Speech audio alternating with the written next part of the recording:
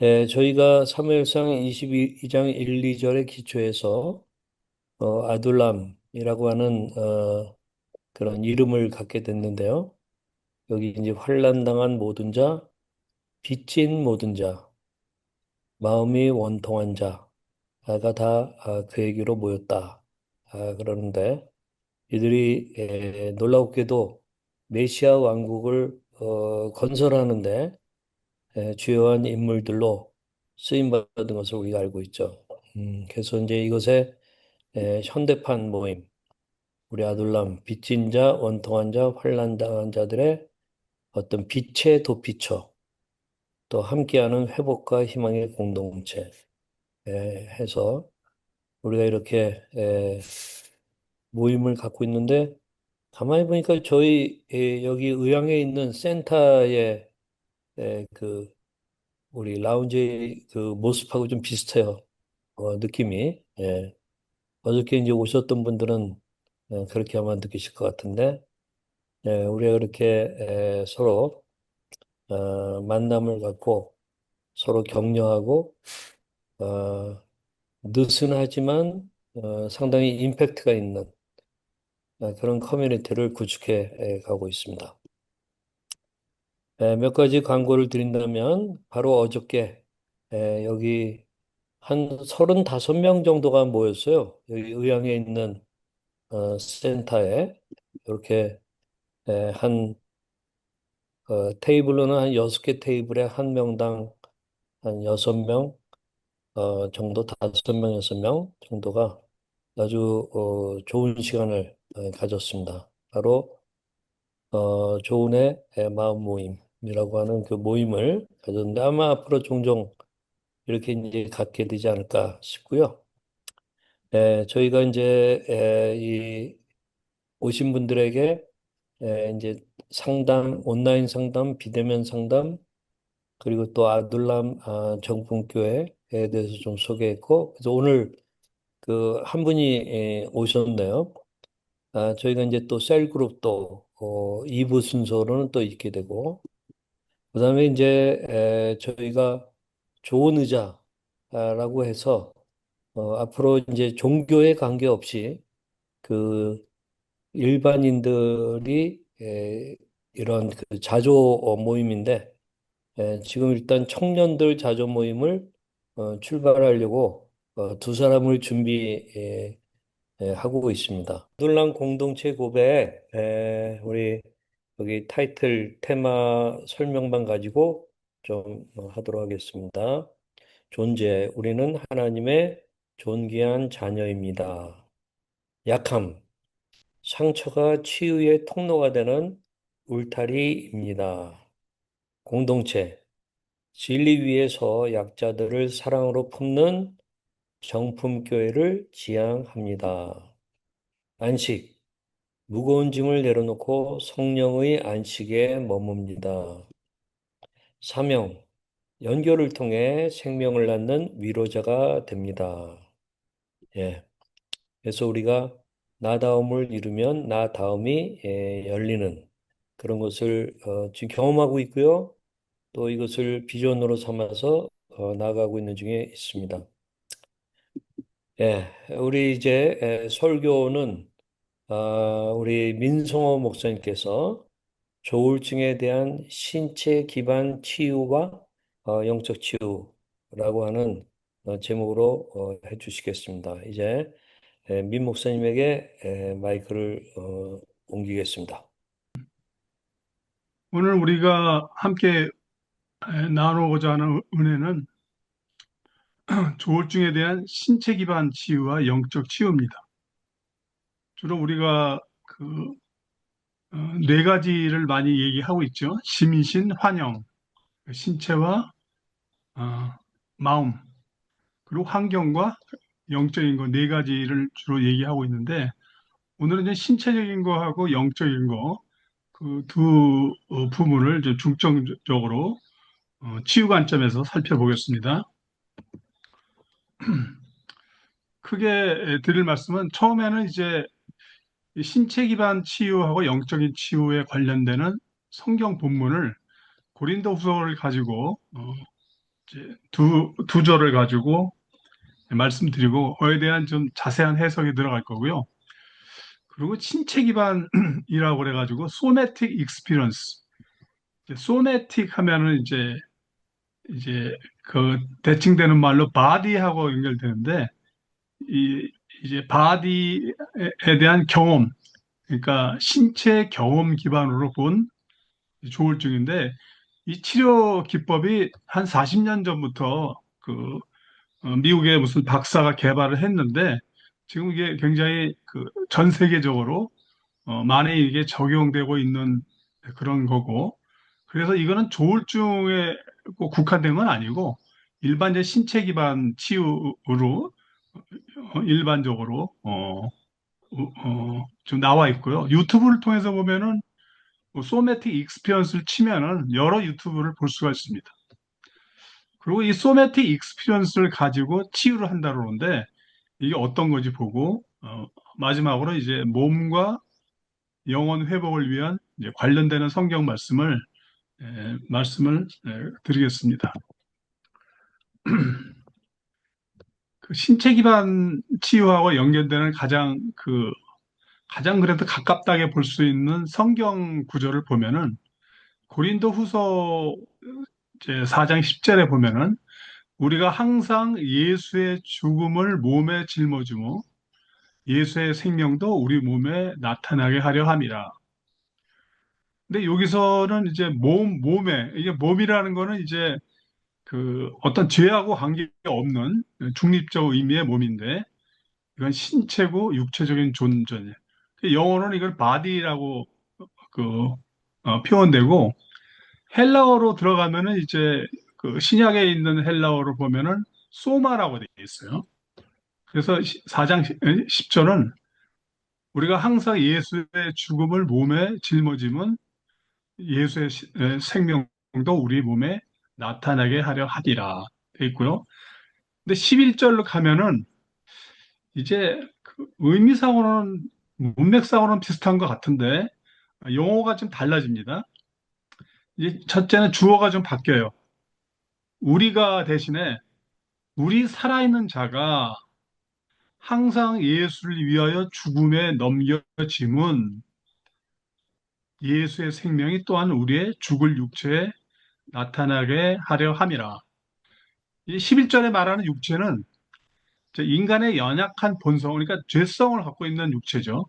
그래서 영어로 얘기하면은 mortal flesh, 그러니까 죄를 갖고 있는 그 육체를 얘기하는 거고, 이거는 헬라어로는 이제 사르스라고 얘기를 합니다. 그러니까 신약에 있는 모든 내용 중에는 육체나 몸에 대한 걸 이제 보면은 이 사르스하고 소마로 주로 되어 있습니다. 성경 구절을 몸이나 육체를 볼 때 이게 사르스인지 소마인지 이제 그걸 좀 더 심층적으로 보면은 성경에 주고자 하는 의미를 좀 더 분명히 알 수가 있습니다. 10절하고 11절의 차이를 좀 보면은 이제 표현 방식의 차이가 있죠. 10절에 보면은 항상 예수의 죽음을 몸에 짊어지고 이거는 이제 지속적인 상태를 강조하는데 11절로 가면은 이제 살아있는 우리가 항상 죽음에 넘겨진다는 거죠. 그러니까 죽음을 몸에 짊어지는 게 아니라 죽음에 넘겨지는 거죠. 그래서 이거는 외부 상황이나 과정을 좀 강조하고 있는데 그래서 저도 이 성경 구절을 한 몇십 년 동안 이거를 읽어왔는데 이게 읽을 때마다 참 이게 십자가 그 부활 사건을 연상을 하면서 이렇게 보다 보면은 참 이 성경 말씀의 깊이나 의미가 굉장히 좀 심오하고 깊다는 거를 많이 느껴요. 그래서 10절 하면은 이게 지속적인 상태를 얘기하고 태도를 얘기하고 내적인 거를 말하는 반면에 11절로 가면 이제 외부 상황이나 어떤 과정, 그러니까 살아있는 우리가 이제 항상 죽음에 넘겨지잖아요. 그러면 인간은 태어나는 순간에 언젠가 죽도록 돼 있는데 이 죽음에 넘겨지면 이제 이런 것들이 이제 과정으로 이제 표현될 수 있고요. 근데 주어로 보면은 우리가 예수의 죽음을 몸에 짊어진다는 의미는 이건 개인의 존재에 초점이 맞춰져 있는 반면에 11절을 가면은 이제 살아있는 우리가 살아있는 상태에서 이제 반복적으로 죽음에 노출되는 상황을 이제 얘기하고 있는 거죠. 그래서 역사적으로 볼 때 그동안 태어난 사람들이 어떤 때가 되면 다 이제 사망을 하고 죽음의 상태로 다 넘어가잖아요. 그러니까 그 10절과 11절은 이렇게 단순하게 그 용어가 몇 개가 바뀌었는데 참 엄청나게 이게 다른 얘기구나 하는 걸 좀 느낄 수가 있고요. 그리고 생명이 나타나는 영역에 있어서 10절은 우리 몸에 생명이 나타나는데 11절로 가면은 이제 죽을 육체, 예, 이게 여기는 죽을 육체는 모탈 플래시라고 해가지고 이 죄를 갖고 있는 육체를 의미합니다. 근데 이거는 좀 더 들어가면은 인간의 원래부터 갖고 있었던 연약성과 유한성을 강하게 또 드러내는 거죠. 그래서 10절과 11절을 이제 보면은 이 바울이 이제 자신의 고난과 또 자기가 그리스도를 위해서 살면서 많은 고난을 겪었는데 또 그러면서 그리스도의 생명이 나타나는 그 역설을 또 이제 강조하고 있는 거죠. 이 공통점은 예수의 죽음을 몸에 짊어진다는 거죠. 그래서 모든 성도는 고난을 통해서 예수의 죽음을 체험적으로 어, 짊어지고 목적은 결국 예수의 생명이 드러나는데 결국 믿는 신자 부활을 통해서 예수의 생명이 드러나는데 이렇게 대한 고난의 이유는 단순한 고통이 아니라 고통의 끝, 최종적인 궁극적으로 가면은 결국 예수의 생명이 드러나는 게 목적이라는 거죠. 근데 이거를 신학적인 차원에서 보면은 역설이 있잖아요. 죽음과 생명이라는 짝을, 대조를 통해서 기독교 핵심 메시지를 이제 보여주는 거죠. 십자가는 이제 결국 죽음을 뜻하지만 부활이라는 거는 또 생명을 하잖아요.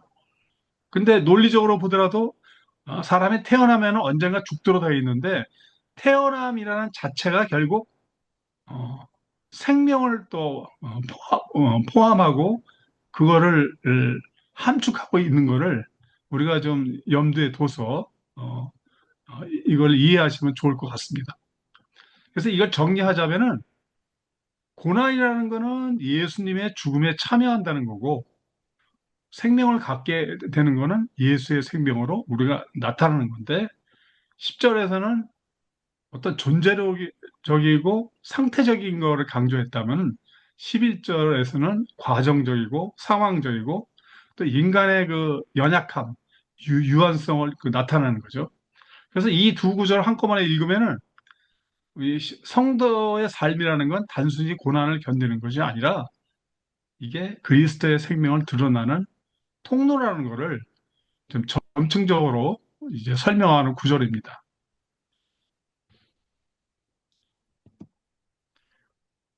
오늘 말씀드리고자 하는 신체 기반, 이게 그 신체의 경험 기반의 치유라는 거는 누가 처음에 이걸 만들었냐면 피터 레빈이라는 사람이 이분이 이제 의사면서도 생물학자면서도 또 심리학자예요.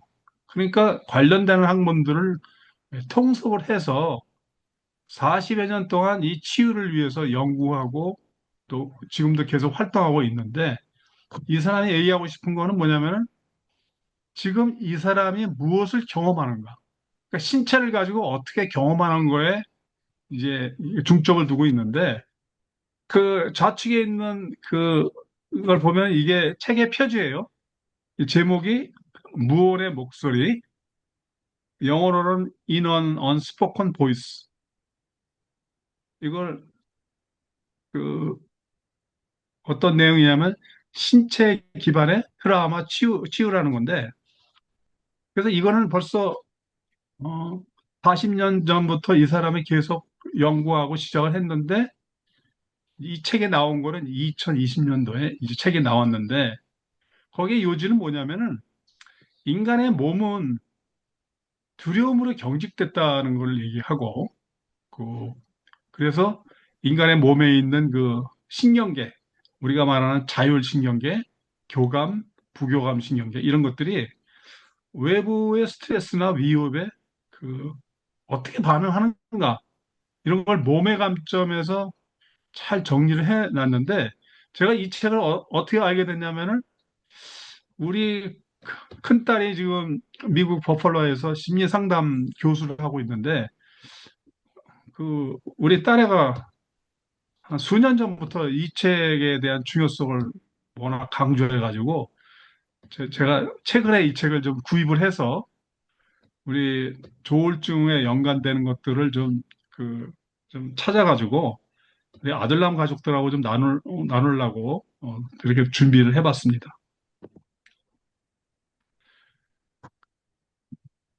근데 신체 기반의 가장 큰 것들은 결국 인간의 그 본성, 인간의 생존을 위해서 그 서로 고난을 겪고 힘들어 하는데 결국에는 이제 이게 두려움으로 이 몸이 경직되더라.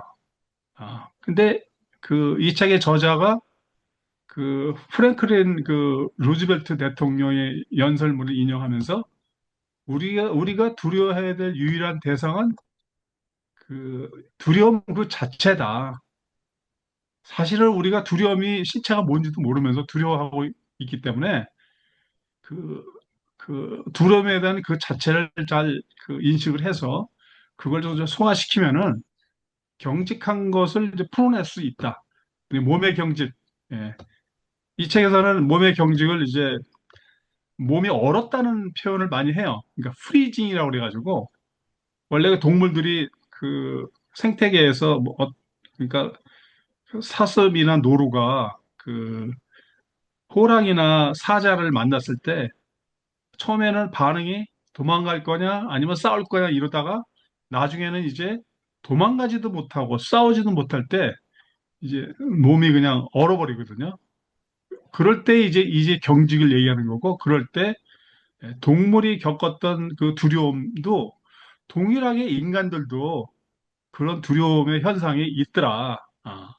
그래서 이 파이 이야기라는 그 소설의 그 저자가 안 마르텔인데 이 사람도 이제 그 자기가 아, 외딴 섬에 그러니까 그 상당 기간 동안 거기 있으면서 혼자 있으면서 거기서 이제 모든 걸 해결을 하려니까 어, 그 여러 가지 생존의 위협도 느끼고 동물로부터 위협, 뭐 자연으로부터 위협 이런 것들을 이제 몸소 겪으면서 그 사람의 한 말이 삶의 진정한 유일한 적은 두려움이다. 그리고 이 두려움만이 삶을 파괴할 수 있어. 이렇게 파이 이야기의 이제 그 핵심 줄거리가 이 두려움에 대한 주제를 가지고 예, 썼는데 이 문구도 이 피터 레빈의 책에서 인용한 글을 제가 소개를 드립니다. 그러면 이제 레빈이 얘기하는 신체 기반의 경험, 예, 그 관점에서 조울증을 한번 이렇게 들여다보면은 그 레빈 관점에서는 이 조울증을 단순한 정신 현상이 보다는 신경계가 너무 과도하게 각성 상태에 들어가는 몸의 표현이다. 그래서 트라우마 상태에서 인간이 싸움하거나 도피하거나 동결하는 반응을 보인다고 하는데 우울은 이게 붕괴가 아니고 동결의 언어일 수 있다. 이게 동결이라니까 몸이 얼어붙는 거죠. 그래서 우울 국면은 종종 몸이 동결한 상태에서 가까운 언어를 말합니다. 그래서 몸은 이렇게 얘기한다는 거예요. 이제 움직이지 마. 에너지를 아껴. 세상은 너무 위험해. 숨어 있어. 이렇게 이제 몸에서 얘기를 하다 보니까 침대에서 잘 못 일어나고 몸이 천근만근 무겁고 생각이 느려지고 또 심지어는 사람은 피해가 된다는 거죠. 근데 겉으로 볼 때는 이게 게으름처럼 보이지만 실제 이게 레빈의 전문가 입장에서 보면은 그 조울증 환우들의 그 반응은 생존을 위한 신경계의 극단적 보호 반응이라고 이제 해석할 수 있다고 얘기를 하는 거죠. 또 레벨의 관점을 더 얘기를 하면은 조울증의 순환은 업다운이 심하잖아요. 그러면 이제 이게 신경계의 진자 운동처럼 볼 수 있다. 그래서 건강한 사람들은 이 업다운이 이제 유연하게 그렇게 진폭이 크지도 않은 상태에서 자기 조절을 하는 반면에 조울증 환원은 어떤 때는 너무 이게 신경계가 과도하게 활성화돼서 조증이 오든가 또는 과도하게 억제를 해가지고 우울 사이를 아주 진폭이 크게 위아래로 이제 진동을 한다는 거죠. 근데 마치 신경계의 진자가 중심을 잃고 양극단을 오가는 것처럼 보입니다.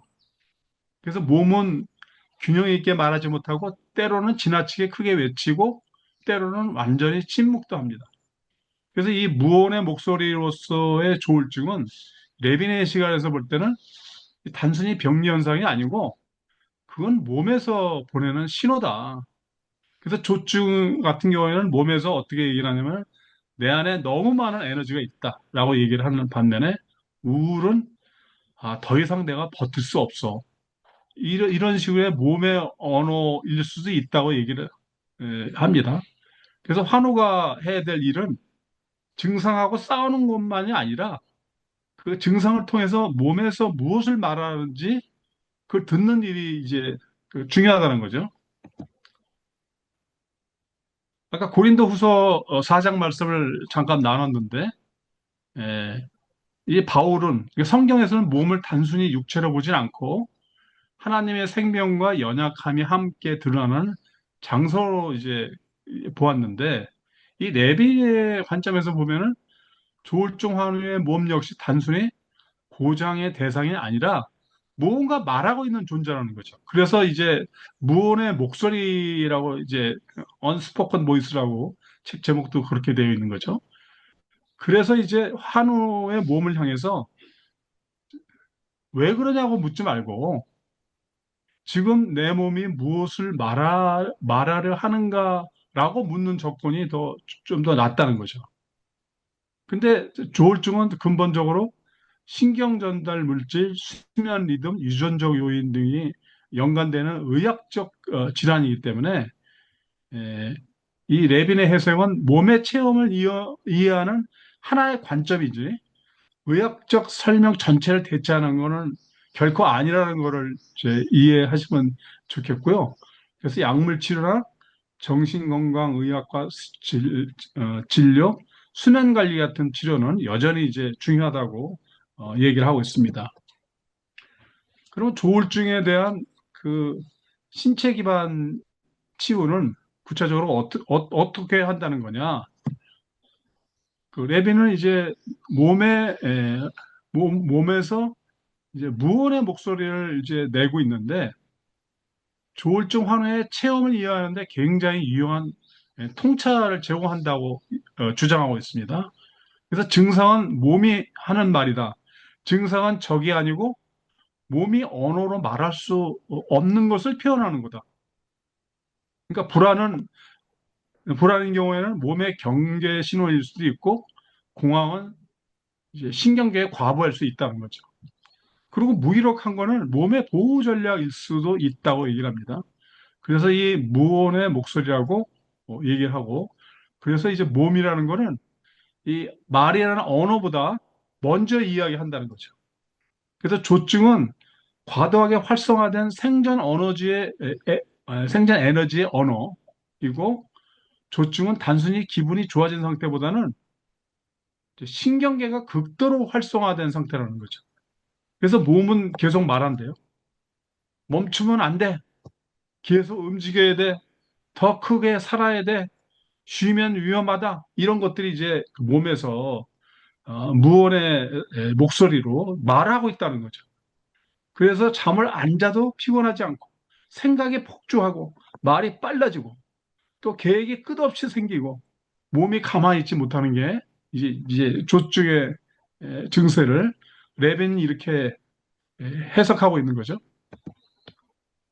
그러면 그 신체 기반의 이 신체 경험은 이제 증상을 볼 때 증상을 억누르는 도구로 보질 않고 이 신경계가 이제 잘못되어 있으니까 이것을 너무 이제 너무 이제 과다하거나 너무 과소하거나 이 업다운이 워낙 크기 때문에 신경계의 활성화 수준을 좀 조정하는 그 레버 역할이 중요하다는 거죠. 그래서 원칙으로는 과활성은 낮추고 저활성은 올리되 항상 조절가는 범위 안에서 움직인다. 그래서 조증은 그 속도를 좀 낮추고 과잉 에너지 안전 방출 접지 역할을 해야 된다는 거죠.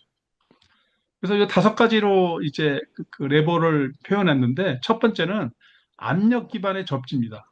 그래서 이거는 이럴 때는 이제 신경계 신경계를 그, 그 완화시키는 그렇게 하기 위해서 벽을 밀어서 손으로 벽을 강하게 10초 내지 20초를 밀고 또 의자 양옆을 꽉 붙잡고 누르고 또 발바닥으로 바닥을 강하게 누르고 과도한 교감신경을 활성화한 거를 이제 근육이나 관절 압력으로 안정화시키는 거. 이게 이제 압력 기반의 접지를 이제 얘기를 하는 거고. 그래 두 번째는 호흡을 이제 감소시키는 거. 그러니까 내쉬기를 이제 길게 하라는 거죠. 우리가 6초 들여 마시고 4초 들여 마시고 6초, 8초 내쉬는 거는 우리가 그동안 우리가 여러 차례 이건 나누고 또 함께 배웠습니다. 그래서 내쉴 때는 배를 천천히 수축하고 또 조축에서는 들어 마시는 것보다 내쉬는 길이를 좀 길게 하는. 그래서 신경계 브레이크를 이제 밟으라는 거죠. 그 다음에 이제 속도를 5% 정도 줄이는 거. 말 속도도 일부러 5% 내지 10% 정도 이제 감소하라는 거죠. 손 움직임을 잠깐 멈췄다가 다시 시작하고 급격한 억제가 아니라 조절 가능성 회복. 예. 그 네 번째는 이제 시선을 고정시키고 주변 인식을 한 점에 10초를 응시한다는 거죠. 그래서 주변 사물 세 개를 이제 천천히 이제 10초간 응시하면서 천천히 보는데 이렇게 고정하고 천천히 보다 보면은 그 사고가 너무 이제 빠르게 과잉하게 너무 과다하게 흐르는 거를 이제 그걸 좀 조절해주고 감각 기관이 현재로 이제 올 수 있도록 거고. 그다음에 5번째는 안전한 방출인데 이건 뭐 수건 비틀기, 공 쥐고 힘주기, 다리로 바닥 밀기. 예. 그래서 조축 에너지는 그렇게 그 파워를 줄이는 게 아니라 방향을 바꿔줘야 된다는 거를 강조가 있는데 저도 이걸 읽으면서 이거는 뭐 꼭 조울증 환우에만 적용할 게 아니라 그 좀 나이 들어가는 저 노인들이나 또 몸이 좀 피곤해서 정상이 아닐 때 이런 거 하면은 좀 좋겠다는 거를 이제 생각을 하고 그래서 그 조울증 이런 거를 떠나서 사실은 신체 감각이나 내수형 감각 이런 것들을 높이는데 굉장히 이런 5가지 운동은 좋을 것 같아요. 근데 그래서 그 몸의 감각 키우기, 뭐 신체 감각 키우기, 그래서 명상이나 요가나 뭐 여러 가지 이제 것들이 있는데 그 유튜브를 보면은 뭐 그런 것들도 하고 있고 방금 우리 아들람 예배 시작하기 전에 이제 고식한 선교사님이 그, 그 의향센터에서 몇 명이서 같이 이렇게 팔 들어 올리고 하는 것들 있잖아요. 이런 것들이 다 신경계 그 활성 수준을 좀 조정하는 그 안정한 역할을 하는 걸로 이제 그렇게 생각이 들어갑니다. 자, 그러면 신체 기법을 좀 더 구체적으로 들어가면은 그 이제 이게 몸이 얼었던 거, 동결 또는 부동 또 저활성 이런 상태니까 이런 거를 미세하게 조금씩 활성화하고 감각을 좀 회복하고 또 얼었던 걸 해제하는 거. 어. 마치 저 여름에 언동선 안에 그 뜨거운 너무 차가운 데 있다가 방에 집에 들어오면은 얼었던 몸을 이게 녹여야 되잖아요. 그때 이제 너무 이제 급격하게 빨리 녹이다 보면은 좀 그 몸에 문제가 생기잖아요. 그것도 녹이는 것도 좀 약간 미지근한 거부터 이제 천천히 차근차근히 몸을 녹여야 이제 그 무리가 없는 것처럼 뭐 그 원리는 그런 것 같아요. 그래서 1% 움직임이 시작되는 건데 이거는 손가락 하나만 움직이게 발가락을 천천히 굽혔다가 펴기. 그러니까 자기가 할 수 있는 최소 단위부터 시작을 하는 거죠. 그러면서 좀 리드미컬하게 자극을 시켜서 가볍게 몸을 흔들고 발을 좌우로 번갈아 두드리고 또 신경계가 살아있는 리듬 그런 형태로 입력을 하는 거고 그다음에 이제 감각 깨우기 그러니까 따뜻한 컵 잡기 찬물로 손 씻기 또 질감 있는 물건 만지기 이게 사실은 저 감각을 깨우는 그런 것들이거든요. 뭐 단지 뭐 여기서 얘기하는 신체 기법에만 국한된 게 아니고 사실 이런 것들은 우리가 보편적으로 우리가 그렇게 하지 않았나 싶어요. 음. 두 번째 목표는 이제 둔해진 감각을 다시 키는 거죠. 그래서 시선 이동 훈련을 하는데 방에 있는 물건 5개를 천천히 이제 찾는 거고 그리고 색깔별로 구분해서 보고 그 효과는 멍하게 있는 상태에서 조금 외부 세계하고 너무 급하게 연결하려고 그러지 않고 천천히 서서히 재연결하는 거고 그리고 이 자세 기반 활성화 같은 경우는 벽에 기대서 앉기, 가슴을 약간 열고 뭐 30초 유지하기. 포인트는 이 자세가 감정에 영향을 준다는 거죠. 그래서 이제 붕괴되어 있는 것들을 저 암라이트로 전환하는 그래서 지금 얼었던 그 몸, 그리고 그 떨어진 신체 감각을 다시 키는 그런 것들이 이제 신체 기법이 되고, 그 다음에 이제, 예, 그 공통 핵심 기술에서 펜듈레이션, 이게 시계추 왔다 갔다 하잖아요. 그 왕복 운동을 하잖아요. 그러면서 이제 너무 크게 진폭이라든가 폭이 크지 않고, 어, 약간의 자극을 주면서 살짝 더 길게 하고 좀 세게 하고 계속 오고 가고 조증 경우에는 과활성에서 내려와야 되고 우울증인 경우에는 저활성에서 살짝 올라가는 거. 근데 여기서 그 미세단위라고 타이트레이션이라고 그래서 이거는 이제 이 의미는 절대 한 번에 크게 하지 말라는 거죠. 조금 하고 멈추고 반복하라는 건데 이 타이트레이션은 이제 그 화학 그 분야의 용어예요. 그러니까 어떤 화학의 어떤 그 화학 물질의 양이나 어, 원소 같은 거를 잘 모를 때 그거를 미리 잘 알고 있는 잘 정해진 그 원소하고 다른 원소하고 이미 된 거하고 측정이 되지 않은 걸 가지고 이 비커에다가 한꺼번에 줘버리면은 비커에서 폭발이 일어난다고 합니다. 그래서 그런 식으로 폭발이 일어나지 않도록 조금씩 소량으로다가 이제 그 화학 물질을 비커에다가 떨어뜨리는 뭐 그런 느낌을 가지고 이제 몸을 이제 조절을 하는 거죠. 근데 이때 주의할 거는 뭐냐면은 조증이 너무 강할 때는 수면 붕괴와 충동이 심하다는 거죠.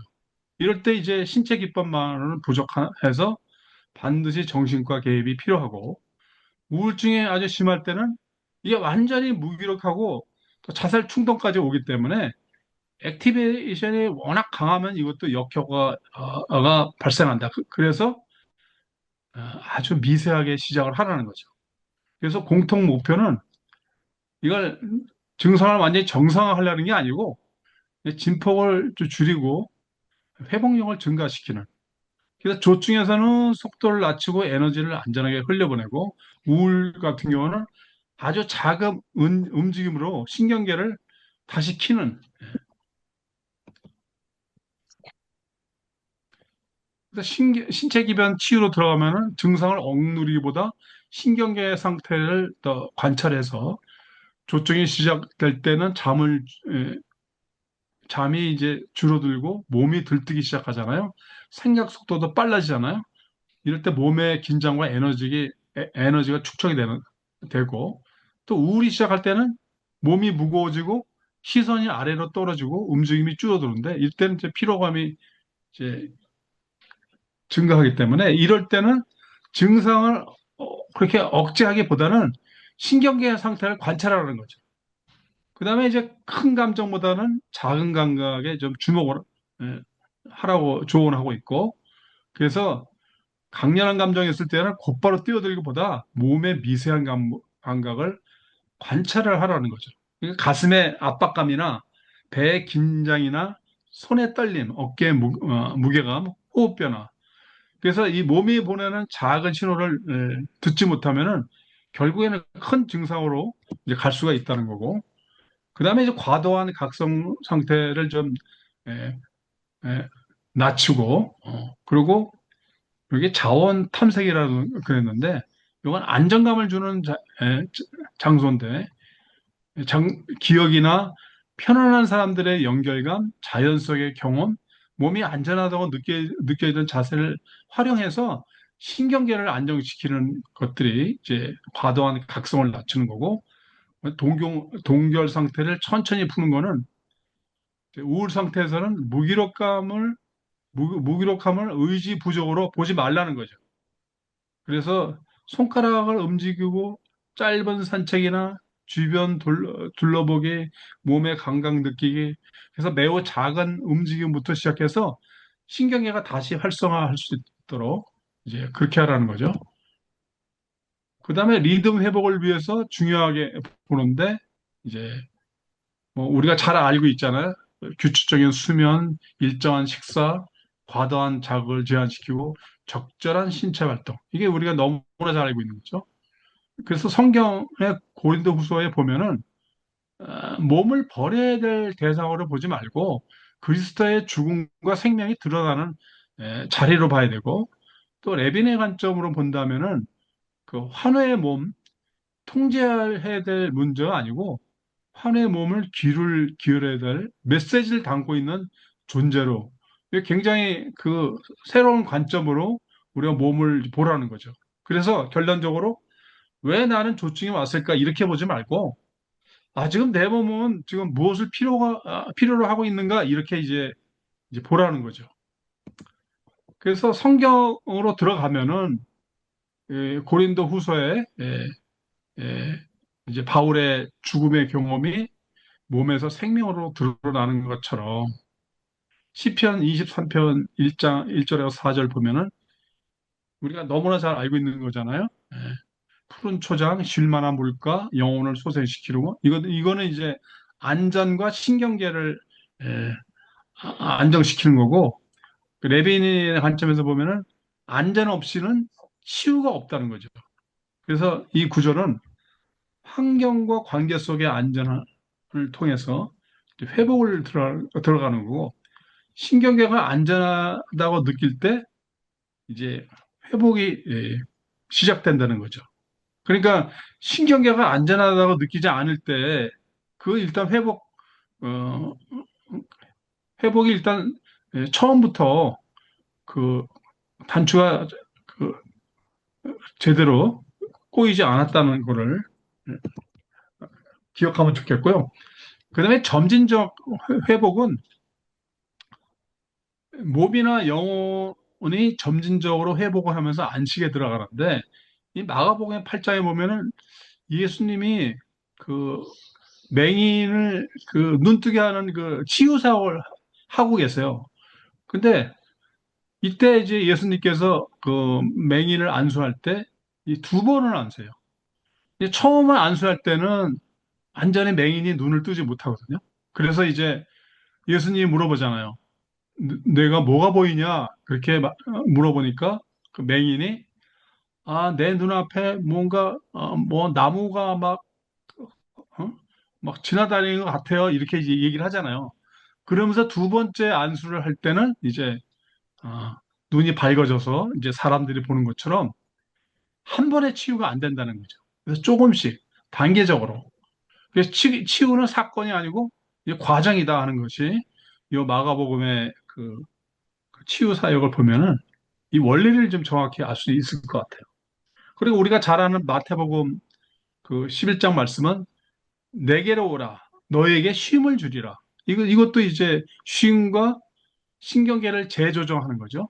그래서 쉼이라는 거는 단순한 휴식이 아니고 이 과부하된 시스템을 재조정한다는 거를 의미하고 그리고 디모데후서 1장 7절에 보면은 이제 두려움이 아니고 능력과 사랑과 절제의 영이라는 거를 알려주고 있어요. 그래서 두려움에서 안정으로 가는데 너무 과다하게 각성되지 말고 좀 조절된 상태에서 그래서 이제 조절 장애에서 이제 조절로다가 그 절제로다가 그 신경계 언어로 보면은 이제 두려움의 상태에서 이제 조절된 상태로 이게 넘어가는 거고 그 마지막으로 이제 시편 147장 3절을 보면은 몸의 긴장 해소와 회복이 되는데 여기에는 상심한 자를 고치시며 상처를 이제 싸맨다고 말씀하셨는데 이런 것들이 단순한 위로가 아니고 치유의 과정을 묘사하고 있습니다. 다시 성경을 정리하자면은 시편에서는 이제 몸을 통한 회복을 얘기하고 있고 오늘 성경 그 고린도후서 말씀은 점진적인 치유를 말하고 있고 마가복음에서는 이제 과부하를 쉼으로 얘기하고 있고 마태복음에서는 조절 회복을 얘기하고 있고 디모데 후서에서는 상처 치유를 이제 그, 그 말씀하고 있습니다. 이상 제 설교를 마치겠습니다. 음. 그래서 우리 이 시간에 같이 에, 우리 몸이 얼마나 중요한가. 단순히 뇌만이 아니라 뇌에서 를 통해서 일어난 거가 거기 우리 3F 이 파이트냐 플라이트냐 프리즈냐 이런 식으로 이제 반응하는 게 우리 인간 누구나 다 그런데 그게 우리 몸에 새겨지잖아요. 그런 점에서 우리가 오늘 좋은 설교 듣고 같이 이렇게 기도하는 가운데 반응을 했으면 좋겠습니다. 하나님, 우리 몸이, 내 몸이 정말 성령이 거하시는 성전인데 너무나도 막 굴렸어요. 예, 죄송해요. 우리가 성령의 전으로서 우리의 몸을 잘 알고 민감하고 또 몸이 소리내는 그것을 듣는 길을 주세요. 우리 당사자이든 가족이든 어, 굉장히 중요한 오늘 메시지 너무나도 감사드립니다. 그래서 우리 이 시간에 같이 한 1, 2분 정도 음소거가 돼 있는 상태니까 여러분들 개인적으로 소리 내서 기도하셔도 좋고 또 침으로 기도하셔도 좋고 그래서 우리가 우리의 몸의 소리를 들을 수 있는 귀 그것을 달라고 먼저 기도했으면 좋겠습니다. 우리 같이 한 마음 한 목소리로 기도하겠습니다.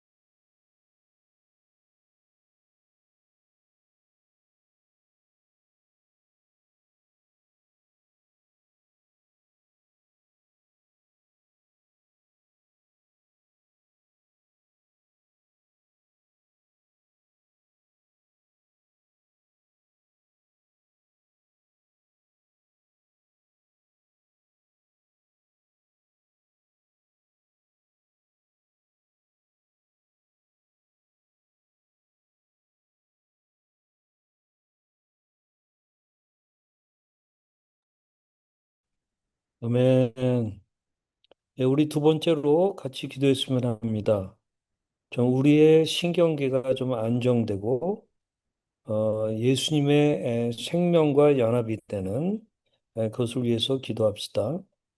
우리가 과활성됐거나 또는 동결되는 그 양극단 속에서 우리가 여기 뭐 병밀기라는 말도 했고 숨 길게 내쉬기도 했고 여러 가지 좋은 그 방법론이 나왔는데 우리가 믿음으로 그런 것들을 받아서 한다고 한다면 어, 굉장히 좋을 것 같습니다.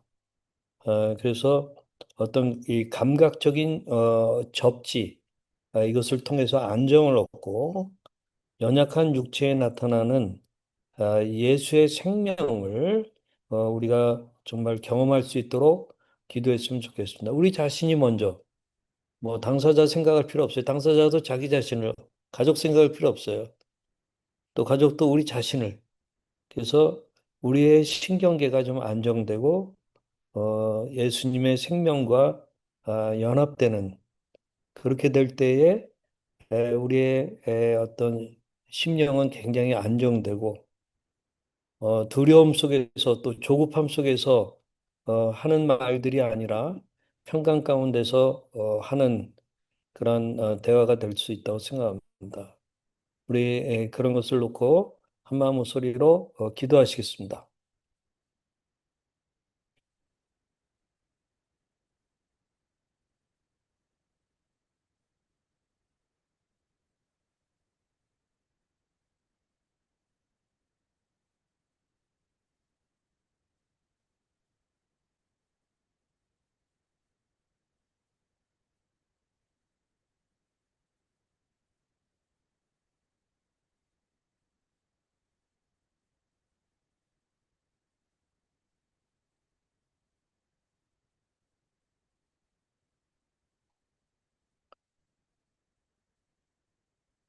아버지 하나님, 참 감사합니다.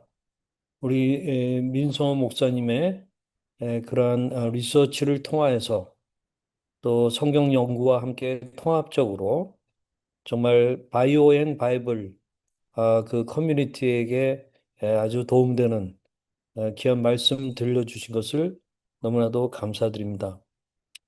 아버지 하나님, 저희들이 아픈 사람, 특히 마음이 아픈 사람들을 놓고 정죄가 없는 그런 시각을 갖게 해 주시고 또 우리가 안전한 울타리를 제공할 줄 아는 그런 사람들이 될 수 있도록 도와주시기를 원합니다.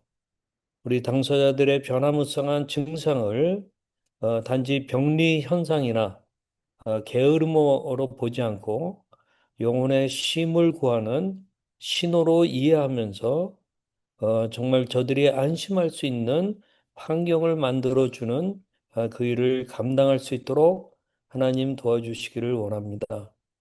우리가 말씀을 들었습니다. 점진적인 회복이 아주 중요한 것을 느낍니다. 그러한 점진적인 회복을 기다리는 가운데 지치지 않게 하시고 또 인내 속에서 우리가 안식에 도달하는 일들이 일어날 수 있도록 도와주시기를 원합니다. 단번에 치유되기를 조급해하지 않고 조금씩 단계적으로 회복하시는 우리 주님을 신뢰하고 또한 돌보는 가족의 어떤 신경계도 과부하되지 않고 소생함을 얻도록 하나님께서 도와주시옵소서. 다시 한번 오늘 귀한 말씀 너무나도 감사합니다. 예수 그리스도 이름으로 기도하였습니다. 아멘.